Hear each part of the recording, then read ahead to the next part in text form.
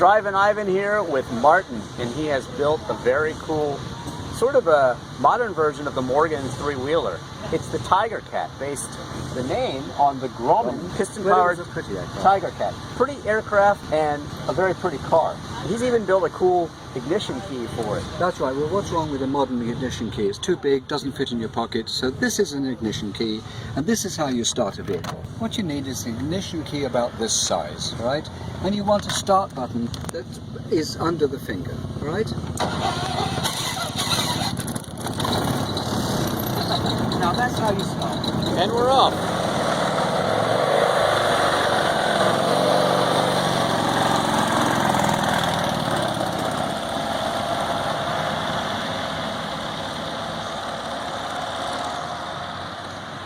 It's polished, it's clean, it's really a non-offensive shape. So it's the smallest 80 cubic inch Harley engine, 65 horsepower, but the car only weighs 1,050 pounds. So that's certainly enough to make this Tiger Cat formidable on the roads. And it definitely feels quick. Sure, it's motorcycle-like, but it's also very car-like inside.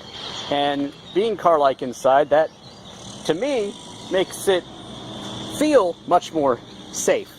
And the thing that worries me about motorcycles, and I can ride a motorcycle, I actually learned on my brother's Honda Rebel 450, but in this modern world where people are constantly texting and driving and certainly not paying attention, I think a vehicle like this Tiger Cat is really the best compromise, because you've got much more safety than you would with two wheels. And you can take a turn as fast as you like and you're not going to tip over, because the suspension is designed to keep you safe.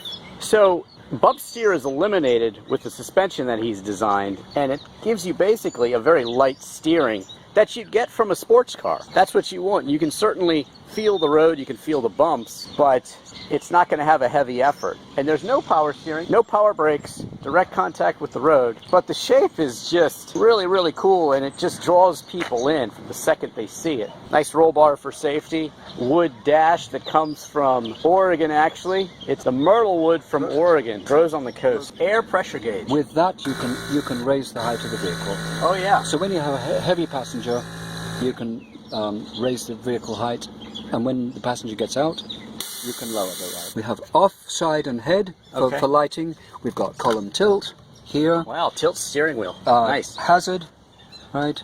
And a previously mentioned simple ignition key, start button. Right. And then we've got oil pressure, and it's got reverse. Oh, and here's the other thing.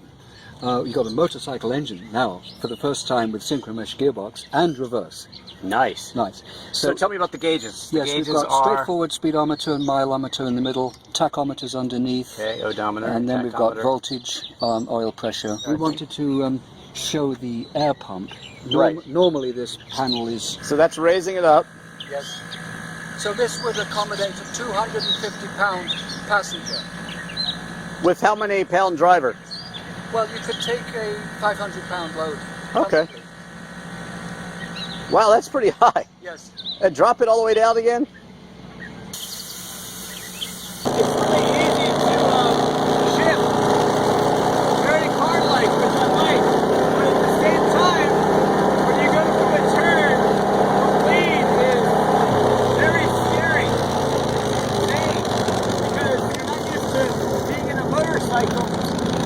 It's crazy. It essentially feels vintage, but because it's also engineered to feel modern in the same way, it's really a perfect combination of classic and modern, and it's also the perfect combination of sports car and motorcycle.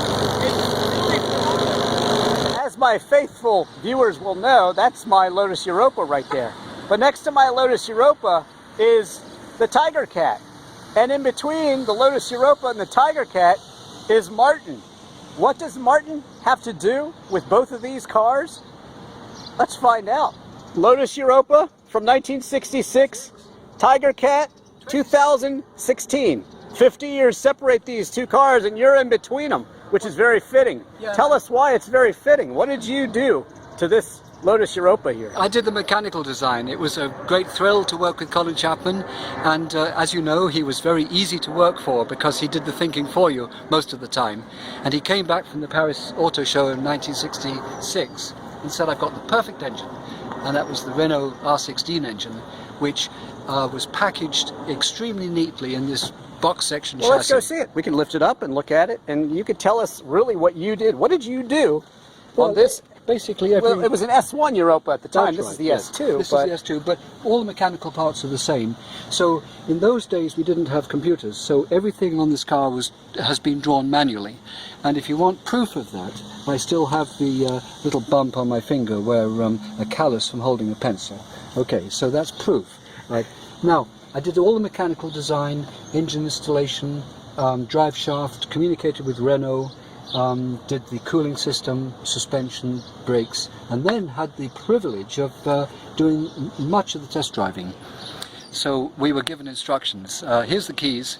Go as far as you can and try and break it.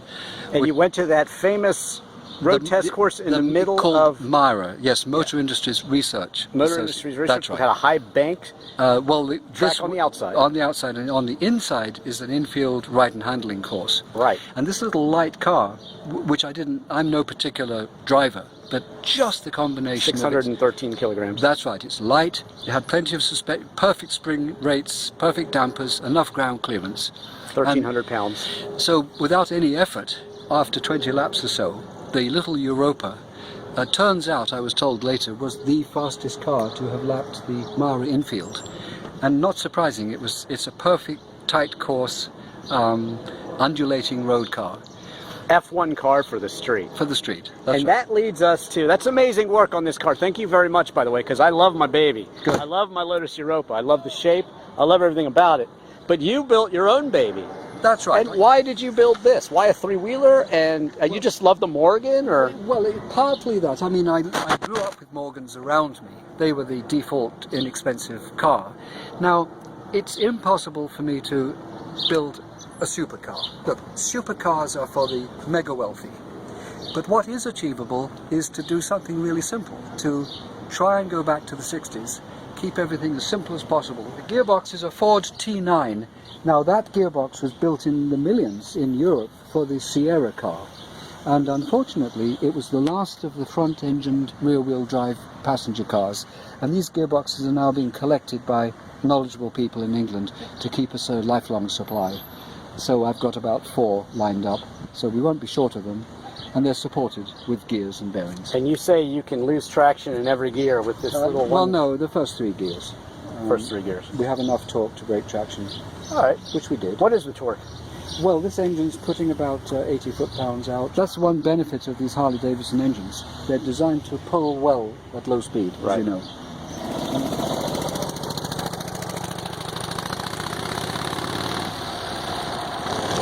Now, even being a passenger in the Tiger Cat takes a fun experience. This is a car that I think ladies are going to kick out and drive it in. Comfortable once you get in. And something like having the wind in your hair and the sound of the engine, the Harley engine in this case, this is the perfect gift for America. Motorcycle guys love it, car guys love it. And if you drive it, you'll definitely love it. So if you want to get one of these awesome Tiger Cats that Martin created when you were very young, it will set you back about $42,000. That's very fair money for the level of excitement that you get and the level of excitement that this car brings to everyone that sees it. Wow, we took that turn fast.